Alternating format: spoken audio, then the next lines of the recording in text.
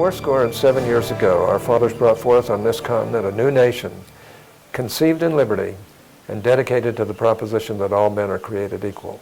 Now we are engaged in a great civil war, testing whether that nations or any nation so conceived and so dedicated can long endure. We are met on a great battlefield of that war. We have come to dedicate a portion of that field as a final resting place for those who here gave their lives that that nation might live. It is altogether fitting that we should do this, but in a larger sense, we cannot dedicate, we cannot consecrate, we cannot hallow this ground.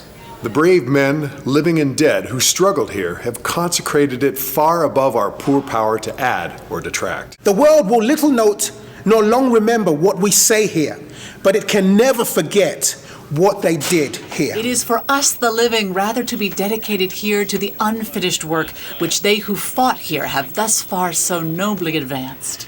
It is rather for us to be here dedicated to the great task remaining before us, that from these honored dead we take increased devotion to that cause for which they gave the last full measure of devotion. That we here highly resolve that these dead shall not have died in vain, that this nation under God shall have a new birth of freedom, and that government of the people, by the people, for the people, shall not perish from the earth.